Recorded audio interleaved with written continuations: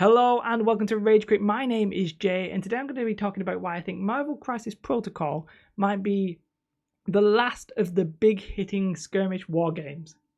So before we talk about that, if at the end of this video you press like, and if you've not subscribed and you're interested in skirmish wargaming as a whole, do consider subscribing, as it really does help. So yes, what is Marvel Crisis Protocol? What am I even talking about? Marvel Crisis Protocol by Atomic Mass Games was announced at FFG's in-flight conference, even though it's not an FFG company, but it is an Asmodee company. It's a skirmish war game played on a 3x3 board. Obviously, the brand, the intellectual property, whatever you want to call it, is Marvel, which I know is a little known. I'm not sure many people have really heard of it. A couple of nerds in a comic book shop or something. Little known IP.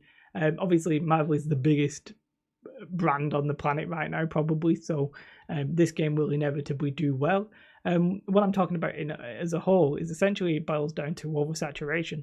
The market for the skirmish wargaming has very quickly gone from maybe being nichely catered for to being essentially what appears to be speedy oversaturation.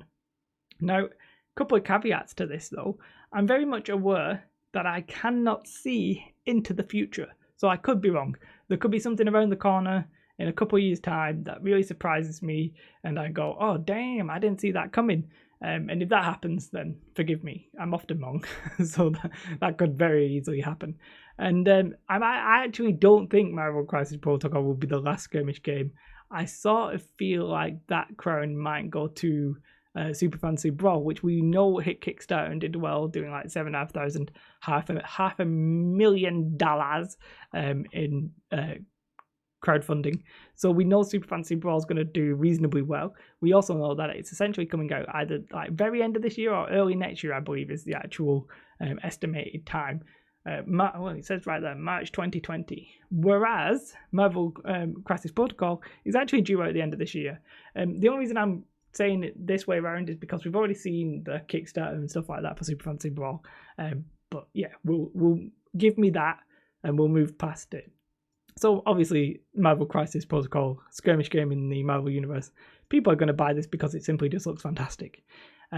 People love Marvel, people love comic books. These characters are so iconic, people will literally buy them just to have the miniatures and stuff like that and paint the miniatures. And the game itself seems to be reasonably good. The rules are literally, you can't see because my big fod's in the way, but the rules are actually available on the website now if you wanted to check that out.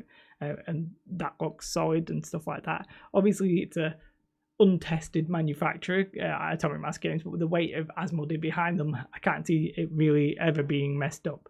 And the miniatures are going on sprues, etc., etc. So what, right, okay. Are we actually going to have an oversaturation of skirmish games? I think so, right? Now, in the past, I think I give credit to skirmish games becoming more of a thing to X-Wing. And I know X-Wing was out 8 years ago, something like that. But X-Wing is played a lot on a 3x3 board, pre-printed miniatures, very easy to get into. Like stuff like Hero Clicks never really took off in the wargaming hobby community, right? But X-Wing did because it was fun and competitive and smallish kind of games and easy to get into. So I give credit mainly to X-Wing. And since then, there's been other games that have joined this skirmish realm. But skirmish games as a whole make perfect sense, don't they? Really, when you think about it, they take up less time in many different ways and less space. Like time-wise, it's you don't have to paint all the models. You don't even have to play on a big massive board. And cost-wise, you're spending less generally because you're buying less models. So there's a lot of reasons for skirmish games to be a thing. But it does seem like we've very quickly gone from having a handful to having quite a few. Frostgrave was maybe was maybe a start of this. People loved the idea of Frostgrave, and I think partly because it was a good skirmish game that people liked. We've had Kill Team, Vanguard, Warcry. We're going to have God Tier, Guild Ball a few years back. I mean, War Machine was always sort of a medium-sized game. I mentioned God Tier, there's Riot Quest, Super Fantasy Brawl, Marvel Crisis Protocol. There's quite a few to name. Fallout Wastelands. There's quite a few already. You know what I mean? And a lot of new ones on the way. Well, a couple of new ones on the way. Riot Quest, Marvel, and Super Fantasy Brawl, just God Tier to name 4. There's actually more. I just can't remember the names of some of them off the top of my head. You know, it's plainly obvious that there seems to be an increase in skirmish wargaming, and I think for obvious reasons. And sadly, I'm not sure that the industry as a whole for wargaming will be enough to sustain that many games being supported for that long. They won't. I don't think the companies will necessarily go bust. Like if Riot Quest for Privateer Press fails, they'll just make another game or something. Do you know what I mean? They're not going to go bust, but there's going to be a few that naturally filter their way to the top. And having a massive IP like Marvel is a good way to kickstart you up the ladder. If you're Games Workshop, doing a Games Workshop game based on your previous IPs like 40k and Age of Sigmar, another good way to get you up there. Super Fantasy Brawl seems to be the unique one in that it seems different enough, it doesn't use dice and that kind of stuff, that it might slip through though as being like pretty good, pretty competitive, small scale in terms of size rather than miniatures. The miniatures are actually quite large. It might make the cut. I'm not here to say that only those 4 will be the most popular.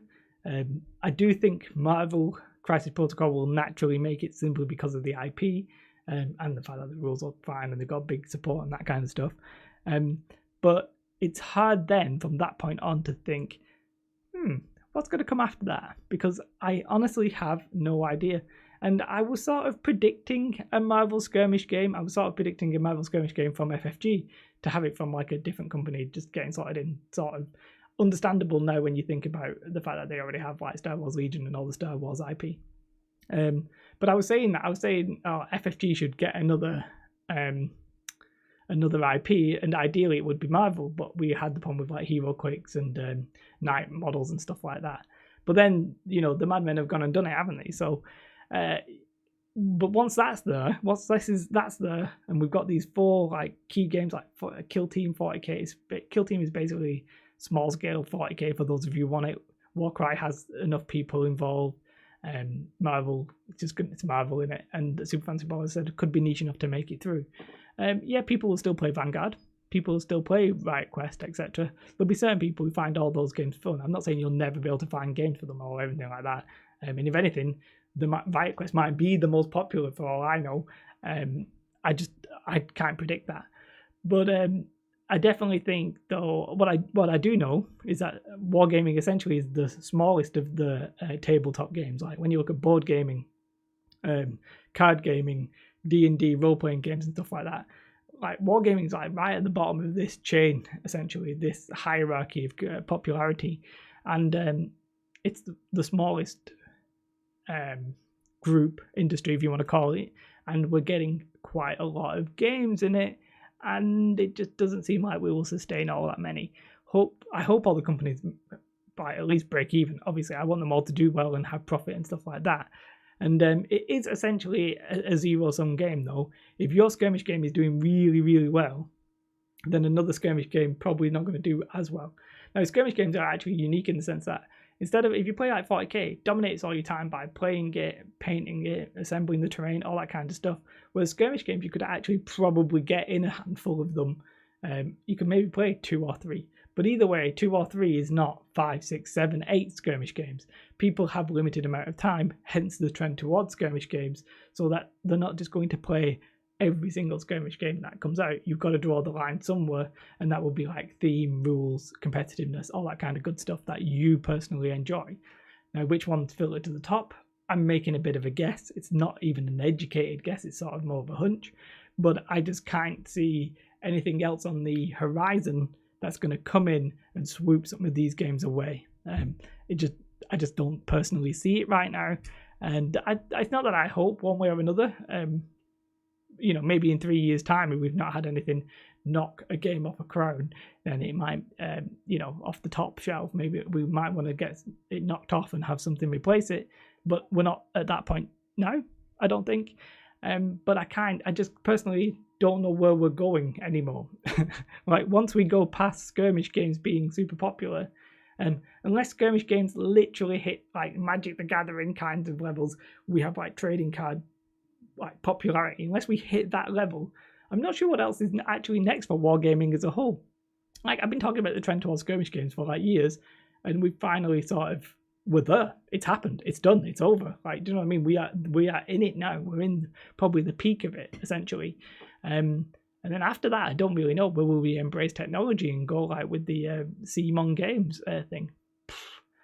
Couldn't tell you. But it's a very, very interesting future. I look forward to playing almost all of these games, especially the 4 that I've been jabbering on about, because they're the 4 that I'm concentrating on the most.